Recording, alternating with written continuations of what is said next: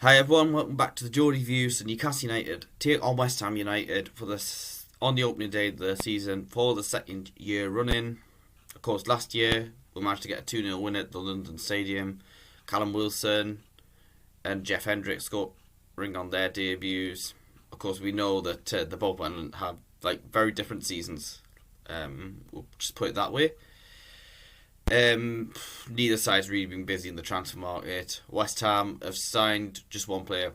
Areola is a good signing from PSG, but one goalkeeper isn't enough, especially when you've got European football. I remember 9 years ago, we got European football when nobody was expecting it. But the following summer, we failed building it. We only really signed Vernon and Anita, and we ended up finishing 16th. Injuries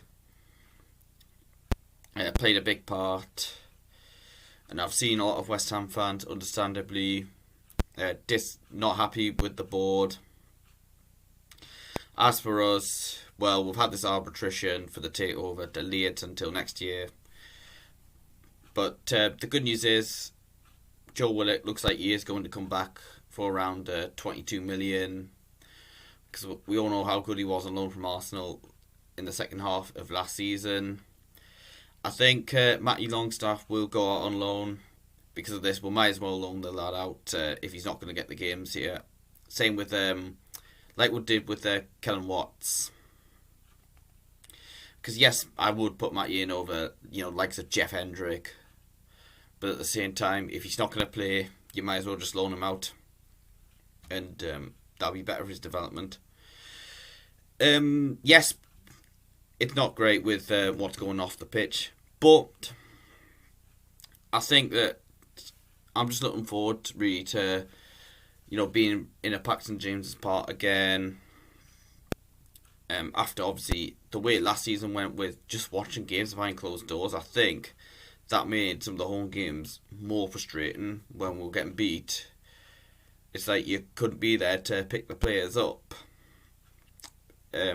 When we went 1-0 down.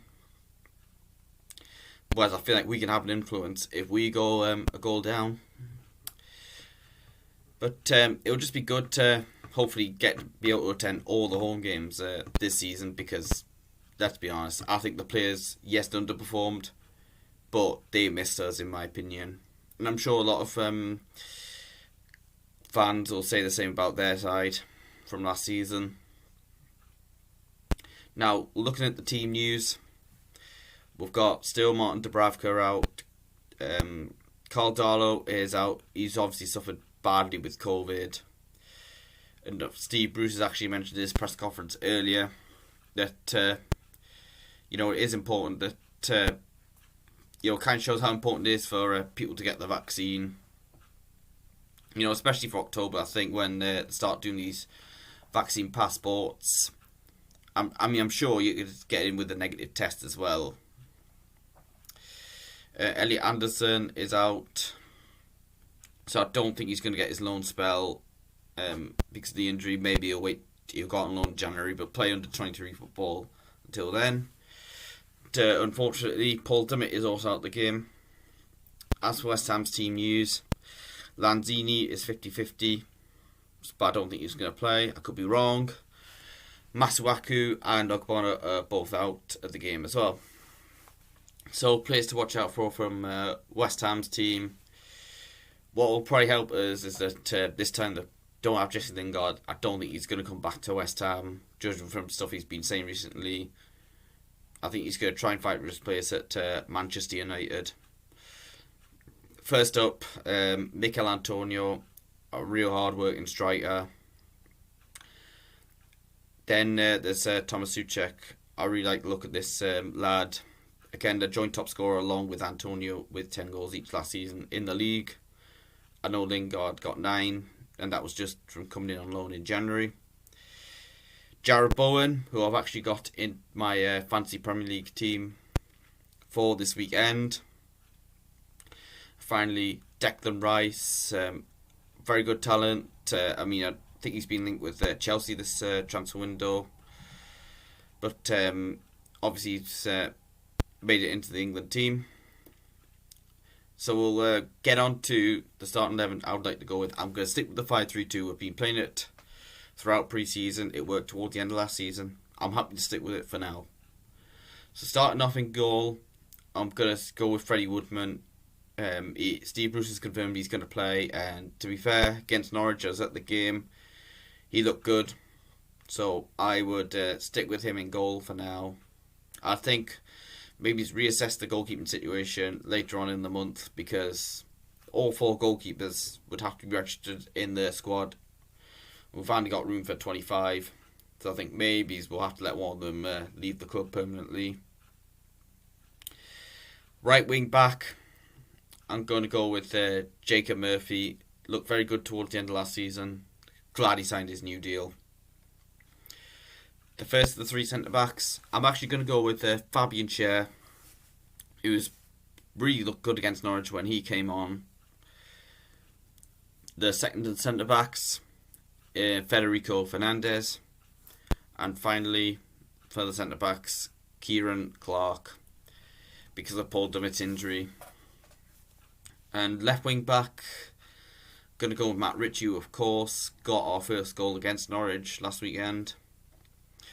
Now into the midfield. First up, the CDM. I'm actually going to stick with Isaac Hayden. Shelby actually had a good game against Norwich. But I'm just wondering, will he be fully fit to start this game against West Ham? Because I think Hayden is a better midfielder anyway. Number 10 roles. Now I'm going to assume Joe Willock won't be able to play in this game. I mean, even if he gets registered, then for all we know, he could be training with the team right now or on Saturday. But I think it's maybe too early, considering he's not really had training with Aware.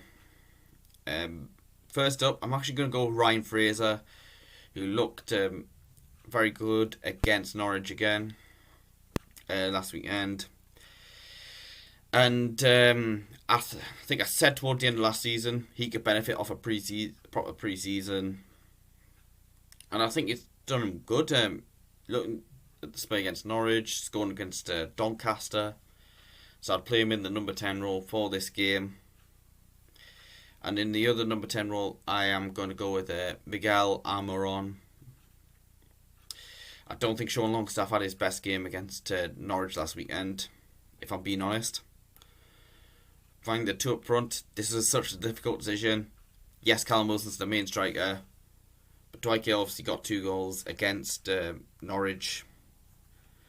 But I have decided to stick with Wilson for this game. And I'm just looking forward to the cheers when he does score in front of our fans at St James's Park.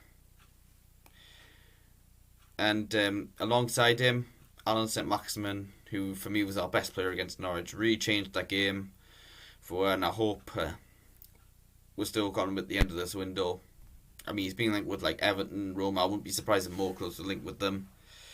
So yeah, that's my starting 11. Let me know yours in the comments below. In terms of the score prediction, I'm going to go for a 2-1 Newcastle win. So thanks for watching the video. Don't forget to hit like, subscribe to the channel. Check out my social media pages in the description below. Of course, there'll be more videos throughout the season. Hopefully a lot better than last season, when it was all getting stuck indoors, lockdowns and all that. But yeah, thank you for watching, and I'll see you later.